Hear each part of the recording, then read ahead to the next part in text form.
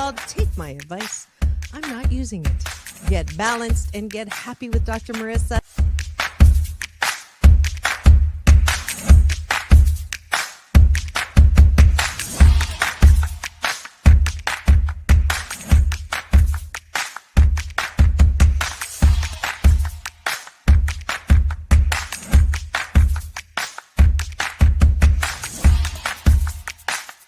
And this show is about hope and happiness.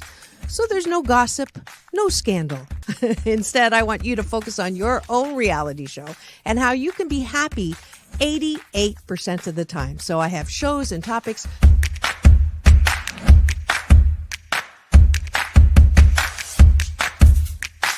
Sunday, Monday, happy days. Tuesday, Wednesday, happy days. Thursday, Friday, happy days. Monday, Tuesday, Happy days. Wednesday, Thursday, Happy days. Friday, whatever. Happy days. What a day. Na, na, na, na, na, na. I love you. I love you too.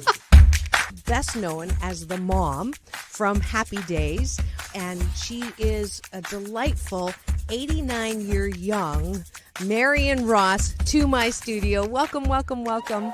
Dr. Marissa, this is such a treat for me. Oh. My goodness, you're a wonderment.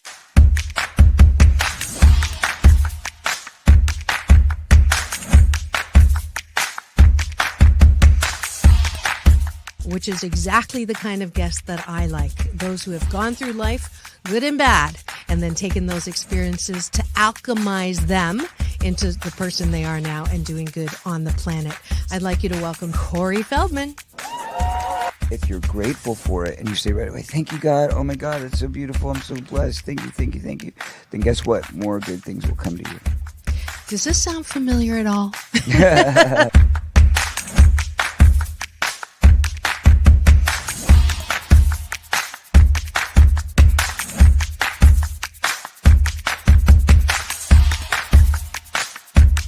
She's back again to mark my Cancer Awareness and Prevention Month show. Please welcome Fran Drescher. Hi, Fran. On and supporting cancer schmance. I really appreciate it. So what would you say are some of the biggest myths, Fran, that people have about cancer? Well, I would say that they think that there's a cure for it. Okay. Instead of a cause for it.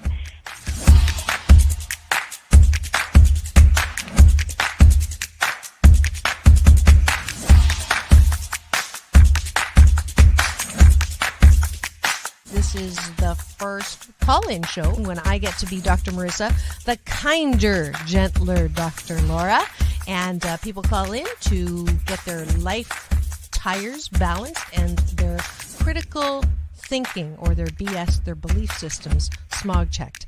And today I am delighted to have Malie calling in from Birmingham, Alabama.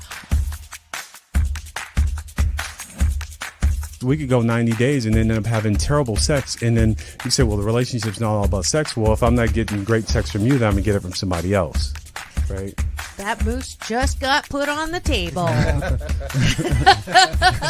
And I see Josh and Jim. I have to agree You're with Clyde. both nodding. Ramon's sort of half nodding because his wife's listening. But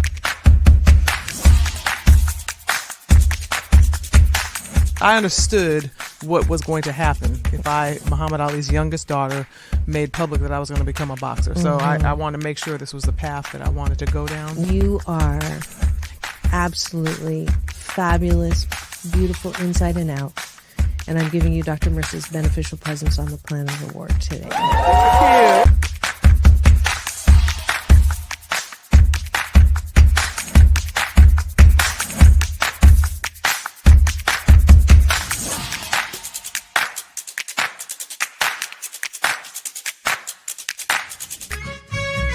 Just sit right back and you'll hear a tale of a fateful trip that started from this tropic point. When I go, I'm gone. Are you lonely? No. Nah, I knew that was going to be But the answer. I surround myself with people. I mean, I'm always the one cooking for things. Or I'm always the one that decorates first and come to my house. All the orphans that have no place. I'm going to have no place to go, so I can come over. Come on over. And life is so amazing if we can see it.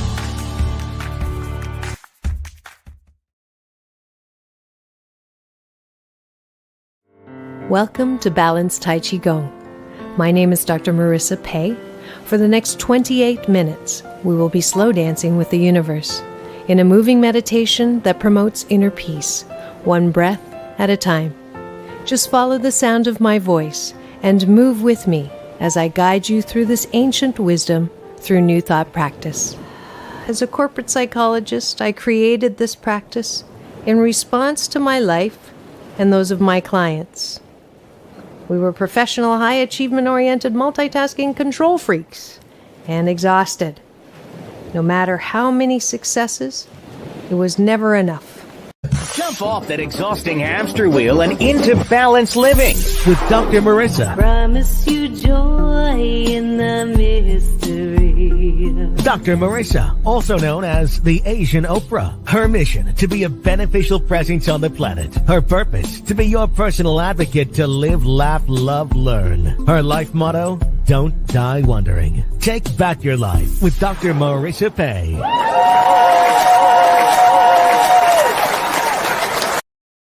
And welcome. You're tuned into Take My Advice. I'm not using it. Get Balance with Dr. Marissa, the morning show here on NBC News, CNBC News, and NBC Sports Radio Station KCAA, AM 1050, FM 106.5, and streaming everywhere: iHeartRadio, Spotify, Stitcher, iTunes, TuneIn, Audible, Amazon Music, Tiki Live, Podchaser, JioSaavn, Spreaker, and Rumble. Actually, and more.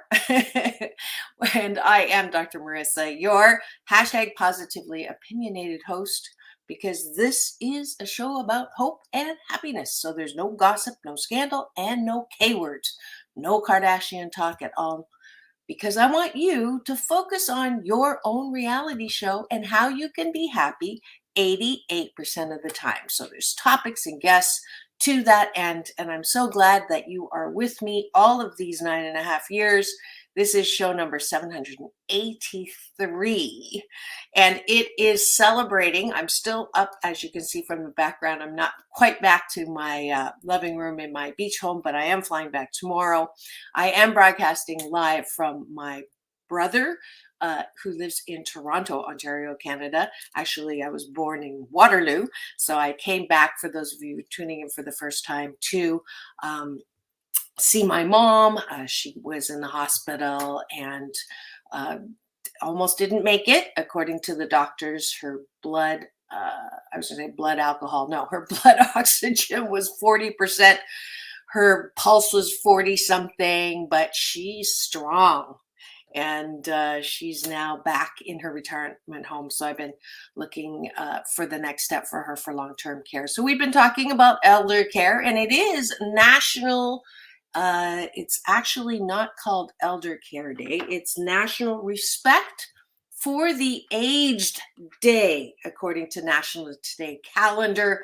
So I thought I would speak to some of that topic, as well as it is also National Women Warrior Day. Let's see, it's called National Woman Road Warrior Day. And, you know, I kind of sort of belong in that category. So I thought I would speak to that topic as well. And it is also Jimmy Fallon's birthday, and I got to get a soundbite with him, so we'll play that clip as well. So packed show today, but instead of me doing all the talking, it dawned on me this morning at dawn here in Toronto that I had the perfect interview with a woman that embodies both of the respect for the aged, as well as woman road warrior. And her name is Carrie Kasem. She was my guest in some years ago, and wonderful. She's a friend on Facebook. She we like each other's stuff, and just a beautiful inside and out woman, and definitely meets that category of road warrior, because she took on the whole, brought attention to elder abuse. And her story, I'm going to spotlight for you with the interview that I had with her, because I think, me being in the situation now, I spoke on the show with my co-host every other Monday, Colette Tracy. We were talking about being in the shock absorber generation, where we have our parents and the care for them on top and the kids and their squeaky wheels on the bottom, and how it's an opportunity for growth for all of us. And rising to that occasion, her specific situation, I'll let her explain it, but I thought she would be a perfect interview to highlight for today's show. But before we get to all of those, that was your preview. Definitely having breakfast with me this morning, which is taking a bite of my gratitude sandwich. And you know that I start most shows this way so that you can start your day in the most positive way. So what are 8 specific things that you are grateful for? 8 specific things that you're grateful for. And I see eyeballs coming in. If you are streaming, you can chat and I can put your gratitudes or whatever your questions or comments are on through the whole show. LinkedIn is the newest place. Hello to all of my beautiful new LinkedIn watchers and commenters, as well as Facebook. That's still the same. And that's my profile page, not my public figure page, because you can actually follow and I share to both. So if you want to get on that, as long as you're not driving, and that way you can watch and listen and type in comments as well. All right. So 8 specific things that I'm grateful for. I'm grateful that I passed 9,000 on my Candy Crush. I'm grateful that I know how to bribe myself, because I use Candy Crush when there's something that I should be doing that I really don't want to do. If I do it and accomplish it, then I reward myself with a segment of Candy Crush refresher. 3, I am grateful for the ability to swim. And then my brother has a great pool here too, so I get to do that in the mornings. I'm grateful that there is dry shampoo on those days when I don't have time to actually shampoo my hair. I'm grateful for hot showers. We're one of the 8% in America who get running hot showers. So don't ever take that for granted. I'm grateful for Starbucks that is still here in Canada, so I can run and get a good coffee. 7, I'm grateful for cars that allow me to get around, and that my brother's kind enough to lend me his Jeep so I can drive around in Toronto. And 8, I'm grateful for family. Yesterday I got to spend half of the day with my nieces and nephews and had a wonderful time making dumplings, which I'll be posting on my social. Those of you who are active on social and don't see my reels yet, you can go to Doc Balance on Instagram or Dr. Marissa everywhere else. And I'm grateful. I've been pegged now as a digital content creator by Facebook and Instagram, which is kind of fun. All right, so those are the 8 gratitudes. That's the top of the bun. The bottom of the bun is, what are you appreciating about yourself? And this is what you do right before you go to sleep. And it is one of the best ways to fall asleep, because you're not worrying about what didn't get done or who done who wrong or all the things that are wrong with people. And that happens if you go to bed with your smart or not so smart phone and you're scrolling and you're seeing all these doom and gloom stories or comments and you get angry at people's comments. That's not the way to get a good night's sleep. So instead of doing that, I like you to practice this discipline of the gratitude sandwich, the bottom of the bun being, what do you appreciate about yourself? What qualities do you have that you can own, so that you're not always looking for approval from people outside yourself? And that's what happens when you don't love yourself. So love and self-care, the bottom of the bun. What do you appreciate about yourself? I appreciate that I am observant.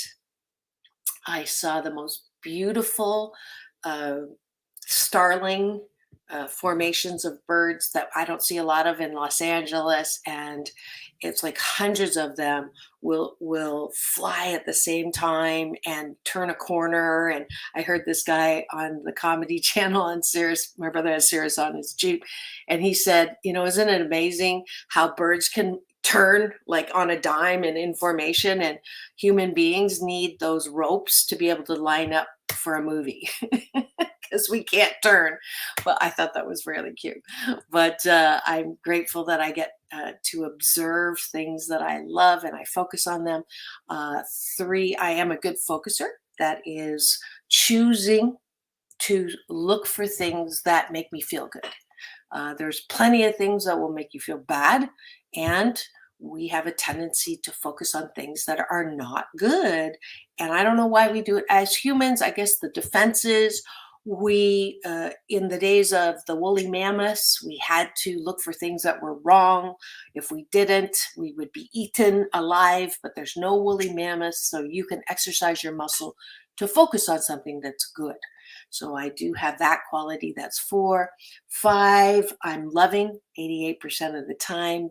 6, I'm competitive, which some people will say that's not a good thing. It's not whether you win or lose, it's whether I win or lose. But I love the thrill of competition. 7, I appreciate that I love a good laugh. And so I tune into things that I'm pretty sure are going to make me laugh, including calling my bonus dad and going through this little rigmarole. And it always gets him laughing, and it makes me feel really good. And finally, my 8th and last appreciation for myself is that I am one of a kind, wonderful. And that's not blowing on my own horn, because you are too. If you're listening to this now, later, or sometime in the present, or not in the past, in the future, I know that you are one of a kind, wonderful too, because that's the way we're made. Every single human being, even twins, even triplets, even that silly eight kid show. Everyone is one of a kind, wonderful. Nobody's the same. And my wish for you is that you know that about yourself, that you own that, and then you go and live your life feeling good about yourself most of the time. All right. And that is having breakfast with Dr. Marissa and your gratitude sandwich. I'll see if who beats me to the applause here.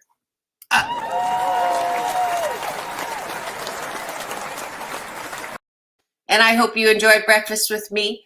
That's how I like to start my day, because no matter how I'm feeling, and I told Polly I was definitely feeling a little bit peaked being here almost 10 days, and emotional and physical wear and tear. But I love doing shows, and I know I already feel better than I did when I started the show. So thank you very much for letting me do this.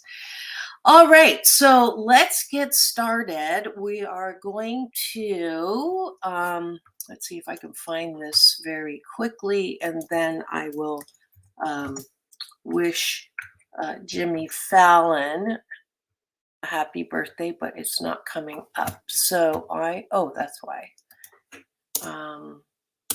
Let's see. There he is. Okay. So we'll just wish Jimmy Fallon a happy birthday. Headed by John D. Rockefeller. Dr. Skip the Marissa, ad. you know me as the And share the screen with you, because it is National Jimmy Fallon Day. I don't know if it's National Jimmy Fallon Day, actually. I think it is, they just put notable people's birthdays on here. So I don't want his head to get too big, but he is definitely a character, and just going to share my little soundbite that I had with him earlier this year. And that was kind of fun. So here we go. We're going to share that. And that's not the one I wanted to share. If you at first do not succeed, let's see. That's not what I want. Oh, you know what? Let's go to Carrie Case, and we'll come back to Jimmy Fallon. How's that? And stop screen. And you'll get to know a warrior woman, road warrior today with her wonderful, my wonderful interview with her. And I'm not going to introduce her because I do in this interview. Enjoy. I'm so honored and pleased to have today's guest with me. Carrie Kasem is a multimedia personality, producer, and writer who has anchored numerous music, talk, and entertainment programs for both radio and television. Carrie is the daughter of the late radio host and icon Casey Kasem. Since 1997, Carrie has followed in her father's footsteps, hosting many radio and TV programs, including MTV, E! Network, Fox, and 6 years with 97.1 FM Talk in LA. Kasem was co-host of the international syndicated Six Sense and Nikki Six for 4 years, but left the show to fight for her father and to lobby for the Visitation Bill AB 2034 in California, a vision which in less than 6 months has seen legislation in 4 other states. She founded the Kasem Cares Foundation to establish and fight for the rights to have visitation and reasonable access to an ailing parent, especially when under the care and control of an uncooperative spouse or sibling. She's been on The View, People Magazine, CNN, Good Morning America, NBC, and more. Please welcome to my studio, Carrie Kasem. Aw, thank you. Thank you for coming. Absolutely. And I wanted to start by talking about your famous father. Sure. So he was the #1 radio recognized name with the top 10 with Casey Kasem, or the top 40 music, started in 1970. Yes. Yeah. So your memories of his going through this were what? Going through doing his shows, and Mhm. I went a few times. He really kept us out of the limelight in Hollywood, and he didn't want us there, but I definitely got to see him do a show. In fact, as I got older, that's when I worked for him for many years. Oh, I didn't know I that. learned, I was an intern for him. I went to radio school, and as I was in school, I worked for his show, getting up at 3 or 4 in the morning and doing all the copies and doing kind Wow. of the gopher work, the intern work, learning from the ground up. And that's really when I got to see him work, is when I Mhm. was older. Mhm. As a kid, I just knew him as Shaggy on Scooby-Doo, and his 350 cartoons that he did. Oh, that's dad. That's dad. I didn't even know that until I did the research. Yeah. Who knew? Who knew? A lot of people don't, and when they hear it, they say, "What? Casey Yeah. Kasem was Shaggy?" Yeah, that's beautiful. What would be your favorite memory of working with him? Oh, working with him. Just what he taught me. Mm. He said, always be sincere. If you don't believe in something, people are going to hear it in your voice. Mm. And don't ever, he was offered millions and millions of dollars for cereal ads and restaurant ads and soda ads, and he wouldn't do it because he didn't believe. He was a vegan. He wouldn't do anything dealing with animal products, not at all. And he could have made so much money, and he did make money, so he could turn those things down. And I think he would have, even if he wasn't making the money, because his morals and his ethics were extremely important to him. Yeah. My daughter is now a big fan because she's vegan, and I didn't know that. Yeah, I was vegan for Yeah. 24 years. I'm now a strict vegetarian, but yes, Okay. it's because, and he never ever, when he would teach, he Mhm. would lead by example. He would never tell us to be vegetarians. He never said, you need to eat this way. Never Right, right, once. right. And I grew up going, why does dad eat that way? Why is dad doing this? And I'd ask him questions, and he'd tell me why, but he would never make me Mm. and I think that's why at 12 I became a vegan, and vegan for 24 years. Right. And then I realized how bad soy was for you, and how I was allergic to wheat and all this. So I got off all that, and now I eat eggs. But besides that, I'm pretty strict still. Well, that's great. My daughter's a big vegan. She runs the club over at Cornell, and Oh, that's awesome. Yeah, That's awesome. Was one of the reasons why she chose Cornell, because Yeah. they had great vegan food. But anyways, if you've just tuned in and you're wondering who I have in the studio today, it is Carrie Kasem, the daughter of the late wonderful radio icon and Shaggy on Scooby-Doo, Casey Kasem. And I did want to play a little clip of his last broadcast, 39 years on the air. I heard he was a bit of a perfectionist, and I think that's why he did so well. But he is, here's his very last broadcast that I'd just like to play to remind us all of the powerhouse that he was. I'm Casey Kasem. Well, now we're up to the #1 song in the land, and our look back at 4 amazing decades, counting them down. The countdown began on the 4th of July, 1970. It was an idea that my partner Don Bastani and I came up with. Our first show took more than 18 hours to record, and at first we only had 7 stations. But Don and I believed, and so did a growing number of listeners. Back then, there were no long-distance dedications on the show. That didn't come along until 1978, when Matt Wilson located one in the mail. And Matt's been with us ever since. To date, we've read more than 3,000 of your dedications. Over the years, musical trends have come and gone, from disco to new wave, from punk to hip-hop, from bubblegum to rock. We've been there, counting them down. It's been a great 39 years. And it's really been an honor for me. But we're not finished yet. Our first #1 back in 1970 was Mama Told Me Not to Come by Three Dog Night. And we've got one more song to go.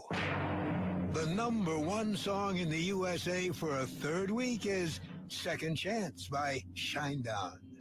There it is, the #1 song in the USA on American Top 20 for a third week, Second Chance by Shinedown.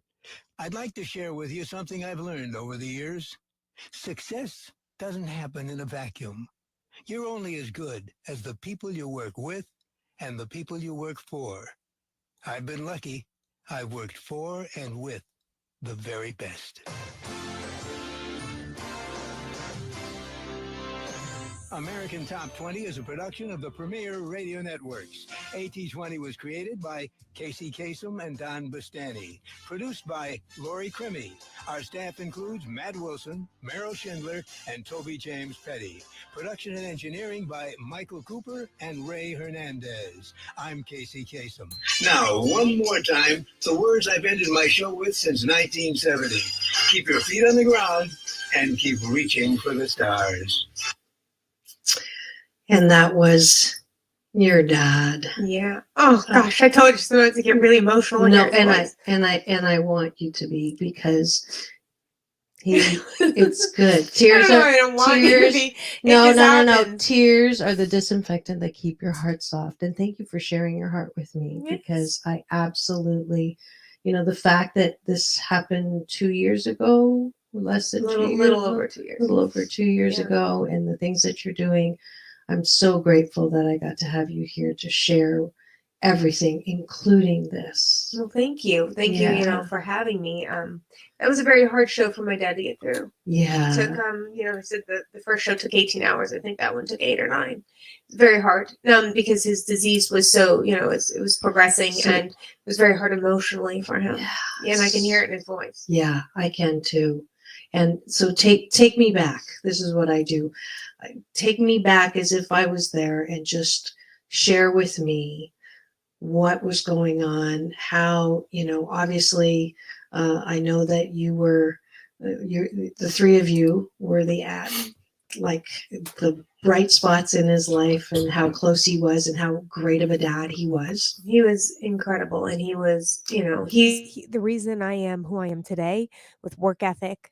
I have, morals, and I'm a good person, I think, because of him. Right. I'm a fighter because of him. Mm. I am who I am today because of my dad. Yeah. And I think all three of us are. We all are, we at a very, young age, we were working because my dad didn't give us everything. And thank God for that. At the time, you're like, come on, Dad, you have money. What's going on? And of course, he would help us. We were in school, and he would help here and there and what we needed. But if it was anything more, it was like, get a job. Right. If you want to really, believe in yourself and you want self-esteem, get a job. If you want to really when you buy your own things, you will care for them. If I get them for Absolutely. you, you won't. Absolutely. Esteem with esteemable acts. Yes. Yeah. So And he was taught you dead that. on. That's why we all work so hard. Right. And that's why we all are very self-sufficient. That's yeah. to a brother and a sister, and they're yes. Are you the baby? No, I'm the oldest. You're the oldest. Everybody thinks I'm the baby. Well, that's because you must use oil of Olay. Because Botox you look and really. fillers. Oh, yeah. I'll tell you everything I've done to my face.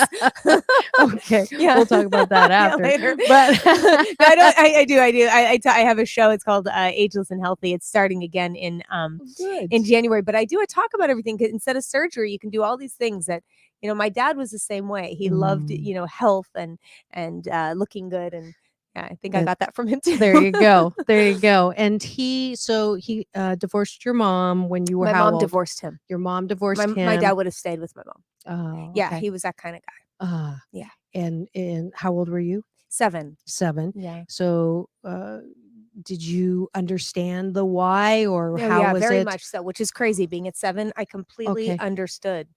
Is All, that everybody's phone's going off right now. This is the phone show. Yeah. So sorry about that one. That was mine. That was my white mom. So, okay. So you were 7 and you understood what happened. Well, I understood because it wasn't a happy relationship, and a lot of fighting, a lot of yelling. And I remember when they said they were getting divorced, literally thinking, oh gosh, things are going to get better. Right. And at 7, and my brother and sister broke down. I remember the scene as if I'm there. I can tell you exactly where we were. We were outside the house, sitting on the brick, and they were sitting down. My brother, was in my mom's, and my sister was being held by my dad, and I'm standing there in between them, and I'm the only one not crying because I'm like, something had to change. I remember that. Right. Being such a kid thinking that, which is so weird. That is weird. Yeah, but That it is weird. affected me. It was not an easy thing to go through. Right. Right. And then it got worse when my father married, Jean Kasem, because she hated us for no reason. It was from the very beginning. From the very beginning. So there was never a good relationship. There was before they got married. She pretended to like us, and right after they got married, there was some niceties. And I remember I actually have some. She's the first person that got me out in the ocean on a boogie board on a wave. I remember that. That was amazing for me because I was never going in the ocean. Right, there were little things. She took us to a toy store once, and she's like, get what you want. And I thought, wow. My dad's never even done that. It's like, what? Get what we want, Right, right. Okay. And I remember there were some fun things. And then all of a sudden it was just like at the wedding. Well, I wasn't there. She when they decided to get married, she made it very, very clear that this was her family now, that you're not coming to the wedding, that you're not part of this family. She made it very clear. And I think that's a decision my father regretted by going along with it. Because there were other kids there. There were flower girls there. Everybody brought their kids, but we weren't there. Wow. Yeah. And after that, I mean, it just got worse and worse and worse. And just, we didn't understand why Jean hated us so much as little kids. We couldn't get it and understand it. And it was very hard. I bet. It was very hard. He had 50 custody or we were there visitation? like the weekends and my mom on the weekdays, and it wasn't every other. It was every weekend we were with him. Okay. And so, and there was a time in my life when I wasn't doing well in school. I think it was 3rd grade, and 2nd or 3rd grade, and he came, even though he was at the height of his career. He came every single day to make sure I turned my homework in, to make sure he was there on recess, making sure. I mean, he was a really hands-on parent. Okay. And called us every day. Yeah. Even Even through our adulthood. He was on the phone or left us messages every day. And to then, we'll go back 3 years ago, to be told you'll never see your dad again, just because of spite, for no other reason. We weren't, my dad always told us, hey, I have a trust for you. And that was it. We didn't discuss money. We didn't care. We were all self-sufficient. We didn't care about money, but she made it into money. Oh, why do you want to see your dad? Like, what are you talking about? He's at our house every weekend, sometimes, twice a week. We can see him when we want. Right. We call him on the phone. She ripped his phone lines out. She fired the staff. And then she isolated him completely, not just from us kids, but from all of his friends, from his own brother, from everyone who wanted to get a hold of him. And they were And calling us, panicking. This was 3 years ago? A little over 3 years ago. So he was 80 years old at the time? He died at 82. So yeah, he was So 79. yeah, and we had a picture with him on his birthday, April 27th, little party we gave him. Okay. And a few months later, that's when she said, "You'll never see him again." Okay, go back a little. When was the Parkinson's diagnosis? In 2007. So how old was he then? So that was 70 he was in something. he was in his 70s. My mom has Parkinson's. Yeah. She's 83. So when I saw that, but if it was Parkinson's, he'd still be alive today. It was Lewy body dementia that they finally, and they could have had both, but Parkinson's and Lewy body mimic each other. Okay. So you really can't, in the beginning, you really don't know because there's the shaking, but then the dementia really kicked in. And you can have Parkinson's with dementia. This was it was a different kind of dementia. But one thing that he never had, he never didn't know who we were. Okay. Always knew who we were. He would Okay. just have hallucinations about other things, but he knew who was there always. Okay. And that's what made it so painful because we know that he knew that we weren't coming to visit and being told that we didn't want to, and being told that we're not calling. He had a phone in his room. Everybody in that house, there have been people who've contacted the police or contacted me who've said exactly what went on. She left a phone in his room and didn't connect it, and he couldn't get out of bed, and he thought nobody's calling me. I mean, how you can't get more evil. I mean, that's just, you don't do that. And not only is it evil, it's unconstitutional, and it's you go against federal law there. There's been federal law put into place about communication and being able to communicate, especially if you're in a nursing home or a hospital. So if people are going through this right now and they have a loved one that's in a nursing home or hospitals, a public residence, not a private, they can take the federal law, and you can find it. You can just find me at Carrie@KSMCares.org. Ask me for it. I'll send it to you. You walk in there and tell them, if you don't let me see my loved one who wants to see me, I will sue you. And they a lot of times they don't even know there's a federal law. The nursing home, mine didn't. The nursing home didn't. And immediately once they realized it was law, they let me see my dad. So whether it's under guardianship, a spouse, whatever it may be, if that person wants to see you and they're in a public public residence, not a private, you have every right to see that person, and they have every right to see you. Did you ever tell your dad, even growing up, as a teenager, I'm sure you felt the love. Sarcasm is another service I offer from Jean. Did you ever tell, Dad? Yes. And what, he's torn? In the beginning, it was like, oh, just give her time. I remember he kept saying she's really insecure. Right. I was going to say. Yeah. And he kept making excuses. Right. As we got older, there was this ongoing thing my dad would say, and it went on for a very long time. He kept saying, it's going to get better. It's going to get better. I promise. It's going to get better. And there was a time where all in his car, and I remember this, we're driving, and Jean had done something horrible. And we said, Dad, why are you allowing this? Right. Why do you let her do this and this and this? What is going on, Dad? Right. And he turned to us and he goes, it's going to get better. And we all took a moment, and all of us at the same time burst out laughing because there was nothing 15, 16, 17 years of it's going to get better. And he knew it. It was not getting better. It was getting worse. And it's either you're going to cry or you're going to laugh. And at that point, it was like, we just laughed. Yeah. There's nothing. It's not getting better. It's getting worse, Dad. And he couldn't do anything about it. And the time that he did want to do something about it, it was too late. He was too sick and he was too weak. Yeah. I'm so sorry. It's okay. It's what he always fought for the underdog. Always. Yeah. It's like hope springs eternal. He's like a living hope springs eternal. And it's obvious. I'm an organizational psychologist. So it's obvious her angst came from massive amounts of insecurity, because from what I read, she was an aspiring, and then she found him. So but it's just so sad what happened. And so you flashed the law, you got to see him. I had attorney Martha Patterson on my radio show out here in my third year doing, it's called Gervie's Law. It's a law show, and we interview lawyers, and talk about things that are in the news that deal with law. Yeah. And Martha Patterson comes on. And she said to me, you can see your dad. And this is after all the attorneys, after months of being in court. I'm like, what are you talking about? Well, he's at Berkeley East. TMZ actually called us up and said, we found your dad. This is after 4 months of looking for him. They said, we found where she put him.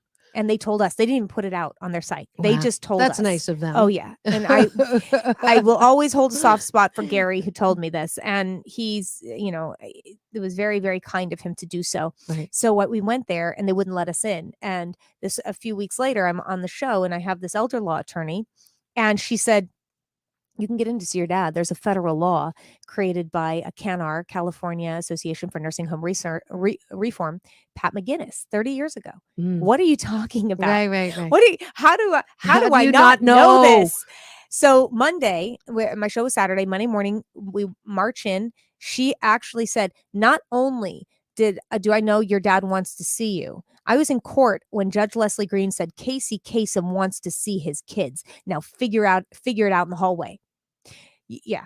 So she marched in there with the court transcripts, with the federal law, and within a half an hour, we were sitting next to my dad. Oh, and this is where the Reels documentary goes from there. And if you you sent me the link and I Yep. watched it and I was mesmerized. And I do the research because I just got back from Florida, so I watched it yesterday and I'm like, I mean, I was just shocked because you hear or you see or what gets reported, it has all of the whatever, so you really don't know what happened, Right. but that this could happen, it's unbelievable. It's unbelievable that you go to see someone that you love, who loves you, and all of a sudden you can't. Right. I mean, that's just like, what? I know. People don't realize that once you turn 18, you have no rights to see your adult parents. None. Zero. So if your adult parent becomes disabled or sick and there's a caretaker living in the house or you're in somebody else's home, they can actually say you're never going to see your parents again, and it's legal. They don't have to let you in that house. And people say, oh, well, I'd knock down the door. Well, you'd be in jail and then really never see her. Well, I wouldn't let that happen. Really? I did everything. I called the police. I called Adult Protective Services. I went to court, spent $350,000. And even though my dad said, I want to see my children, I want my children in charge of my medical care. In to the writing? judge, to the court-appointed doctor, Uh-huh. Dr. Trader, to the PVP attorney, that's his attorney appointed to him by the court, said the same thing, says Sam. And then they all took it to the judge and said, Judge, let Casey see his kids. Because there's no, she literally couldn't rule on that because there was no fight for power of attorney and there was no fight for guardianship. She could not rule on visitation. You have to go through an entire trial, an entire fight just to rule on visitation. I changed the law. This is when this happened to me, I started getting hundreds of letters from people going through the same thing. They couldn't see their parents. They were being stopped, whatever it may be. And the law, actually, it's a common sense law that needed to change. So Assemblyman Mike Gatto, after hearing my story, his office called me. And my stepfather is a lobbyist. My lawyer had written a bill in 2011 concerning the same thing. It was like it all came together. Yeah. So yeah, serendipitous, right? It just was. yeah. It just happened, and we all got together, wrote this bill that I've now taken state to state. It's gotten passed in 8 states, including California. Yay! Yay. Yay! Where's my applause? Where's Yeah, my I know, applause? I know. There we go. And then right now it's in 13 other states, going through the legislatures right now. So I'll be lobbying like crazy this next year. But yeah, so if you are going through this and you can't see your parent, please contact kasemcares.org. It's KASEM, cares.org. We have a hotline. We have a helpline. We have support. I go out and I speak all over the country concerning this. So glad that this all happened. And I'm telling you, 'cause even I in really, death, my dad is in me. Is There's that spark. right, Yeah. right. You're, so I'm mixed. Okay, so I'm super grateful that this horrific thing has resulted in something so powerfully needed and fabulous. And that is amazing. And you win hands down Dr. Marissa's beneficial presence on the Planet Award. Aw, Hands down. well, thank hands you. down. Thank you. More applause. I mean, you are my poster child example of someone who takes what's happened to them and alchemizes the pain, and comes out and turns all of that into something that's going to benefit and help others around the planet. And I am grateful to you for that, and I honor you for that. And Thank then you. at the same time, my heart breaks wide open Aw, because yeah. I can't even imagine what it's like to sort of have this happen a little late, so that you couldn't spend that time in Yeah. the last years when he wanted you and Yeah. you couldn't be there. And that's tough. Aw, now it's my turn for a That's handhold. tough, because Aw. my dad is on the other side from lymphoma, and watching him for 8 months, it was, Yeah. but I was there. I got to be there with him, and you didn't. And I'm sorry. Thank I'm you. really sorry for that. Thank you. I feel just bad for my dad being alone, because not only Yeah. did she put him in these different facilities. Now this is a man who had $80 million and who could afford 24-hour care in his home. He wanted to be in his home. He wanted to die in his home. And especially when you have dementia, you don't keep changing the scenery. Right. You don't do that to someone. Right. And it wasn't as though she had to have him in there. She didn't. Right. And he wanted to be at home, and those were his wishes, but that's not what happened. Mm. So he was moved from facility to facility, and he was alone because she didn't visit. We know this because of the records. She put him in a place, Berkeley East, and we know that we talked to the nurses there and everything. They never saw her there. Ugh. She didn't visit. So not only were we begging to see him, not only are his friends saying we'll be with him, she's not there. She's not there. He's alone. That is what's heartbreaking to me. A man who gave everything to his wife and family, everything, and she just threw him out with the trash. Your half sister, did she visit? I've said I'm not going to speak about her at all. It's okay. okay, and it's fine. She's the only one I don't. Unfortunately, you can get the traits of your mom or your dad, some both. She got all the traits of and I feel terrible for her. I feel like, and I don't know her at all. Okay. I know that she has done some pretty horrible things, Okay. but I wanted to keep her out of this as much Okay. because I think we do have a wrongful death suit, and Okay. she is included in it. Okay. But I just feel that I feel bad for her. Yeah. I don't know anything about her. All I know is that he had another child with Yeah. Jean. So, And she's just like Jean. Ah. She's just like her. So and that's all I know of her. Right. That's it. Right. And right. Yeah, that's okay. We don't have Yeah. to. We don't have to go there. And actually, I need to just take a quick break to thank the sponsor of today's.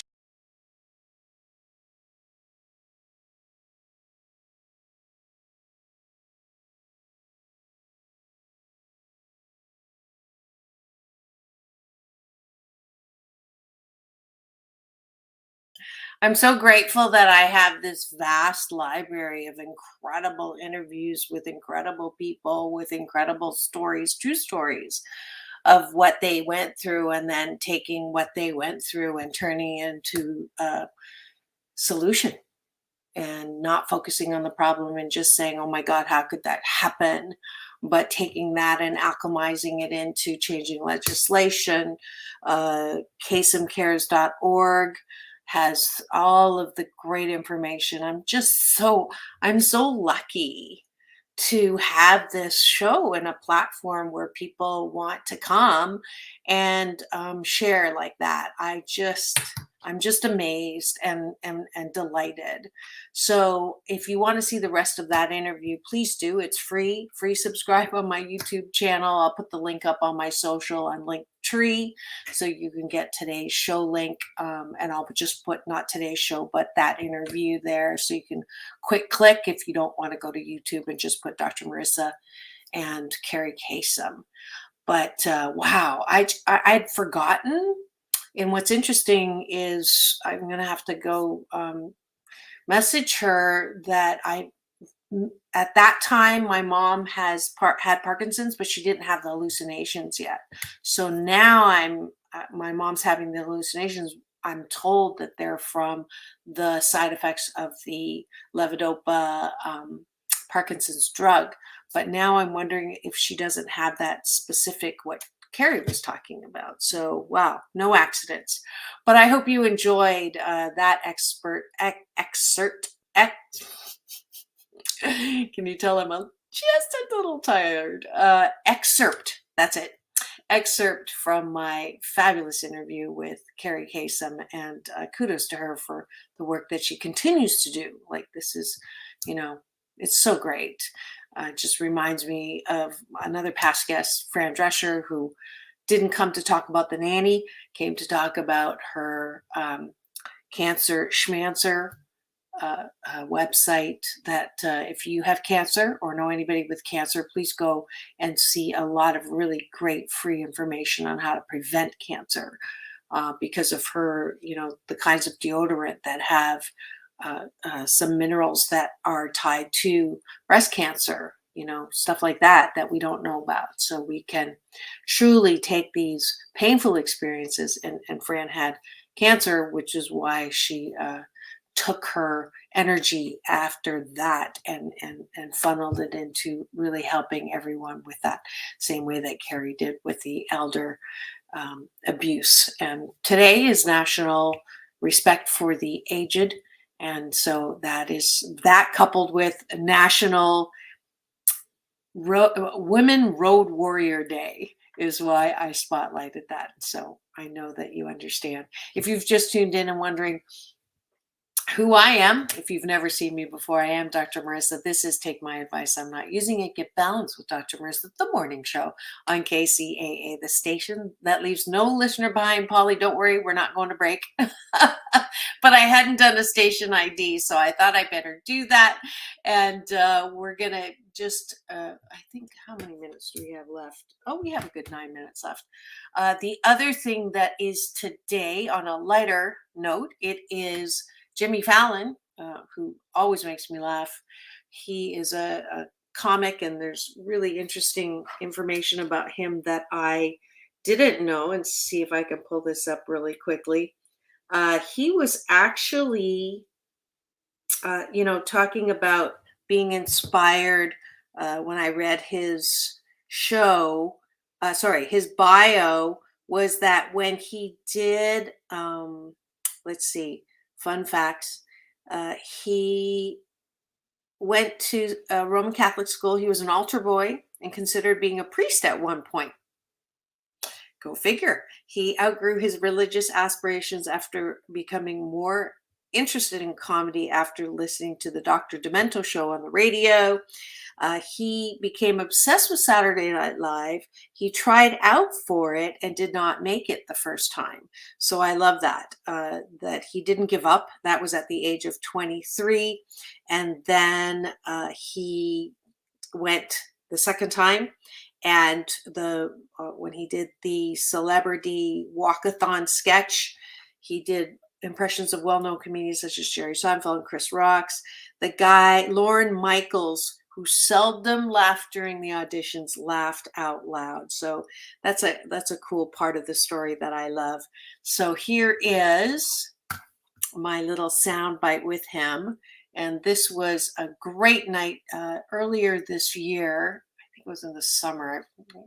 The months are blurring by, but that was the wonderful event that I got to partake in. I was singing with the Agape International Spiritual Center Choir.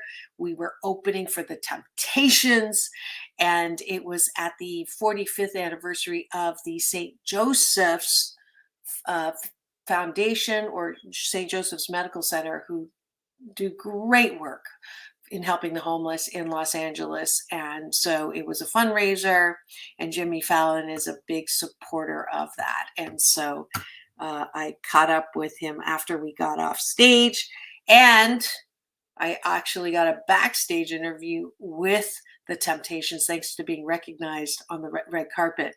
So I'm so grateful for that. All of this is available, by the way, on my free YouTube channel. So you'll have to go and check that out. But let's take a look at Jimmy Fallon's review. If I told you that there was a tried and true Always method that these would help wonderful you land ads the that keep TEDx talk YouTube free, in the so next- can't complain. Here we go. Dr. Marissa, you know me as the Asian Oprah, and you will recognize this. The what? The Asian Oprah. I was Oh. introduced to Oprah as the Asian Oprah. What did she say? She looked down and said, "Nice pants." Oh. And it took everything for me not to say, "Do you want them?" But I didn't know, what was exactly Yeah, you can't take your pants off in front of all exactly. Right. So, Wow, well, congratulations on being the Asian Oprah. thank you. I have the number one show on ABC News Radio. You know, they call me the Puerto Rican Jerry Lewis. You're not funny enough. That was very funny. I love that. So happy birthday, dear Jimmy Fallon. Happy birthday to you. It was wonderful getting to meet him. And again, grateful. I'm going back to my gratitude sandwich that I get to meet people who are in the limelight and take their limelight, like he does, to spotlight and highlight organizations like St. Joseph's who do wonderful work in getting the homeless not just off the streets, but rehabilitated. So if you are shaking your head at the plight of the homeless, stop shaking your head, go and donate at St. Joseph's Medical Center. That was for you, Ty. So I am so delighted to have had a time with you today. This is the end of the show. Sorry, but I have to go to my mom's. And I know you have to get on to work. Hopefully you have a little more of a smile on your face than you did when you started an hour ago. This is a show that can use your support as well. Several ways you can do that. You can donate to my nonprofit 501c, 8 Ways to Happiness, which if you shop on Amazon, you get the same price if you go to Smile Amazon, put in 8 Ways to Happiness, and that will help Amazon fund my nonprofit. I've given away over $8,000 in books and programs to kids who have temporarily forgotten their birthright to happiness, teens as well as young adults. So that's one way you can help. The other way is sponsorship. If you want to highlight your book, your product, your service on a show that doesn't, have news stories that if it bleeds, it leads. Instead, I have a show about hope and happiness. Then please do. Very affordable rates, starting at $100. So for this is radio and TV, because I do have cameras in my studio. Please do contact me. Just go to drmarissa.life. You can fill out a form or just book some time to chat with me at drmarissa1.youcanbook.me. So plenty of ways, as I mentioned before, my social, you can come and just stay in touch with me, like my reels and all of that, because now apparently as a digital content creator, the numbers do matter, but it's been a lot of fun doing all of that for you. As well, please go to Saban Theater. We have John Wayne Shepherd. We have Little Wayne coming up. It's supporting artists. DW3 has a new single out. They're friends of mine. I got to celebrate my birthday with them at Spaghettini's. I think it's Sweet Baby. Go and vote for that. That's a great way to support artists. As we come out of this PPP post-pandemic possibilities, that's my new short film. You can also get that on YouTube. The other thing is you can donate directly to 8 Ways to Happiness. Just go to PayPal. It's a nonprofit 501c to do that. Let's see, what else do I need to? Let's see, if you missed my show about dream interpretation, or if you'd like to get your own dreams interpreted once a month on the second Wednesday of the month, we do that. Now, every other Monday, I mentioned Colette Tracy. It is Real Talk with Sensual Women. And then every Thursday, I'm here with Polly, my sound engineer's buddy, my other sound engineer, Sam. We do a straight talk with Sam Works every Thursday. And then Friday, it's Fired Up Fridays with Cynthia Kahi here on Take My Advice, I'm Not Using It, Get Balanced with Dr. Marissa, the morning show. So you know the drill. It's all about balance. Peace in, peace out. World peace through inner peace. Dr. Marissa reporting live from Toronto, Ontario, wishing you the best day ever. We'll see you tomorrow.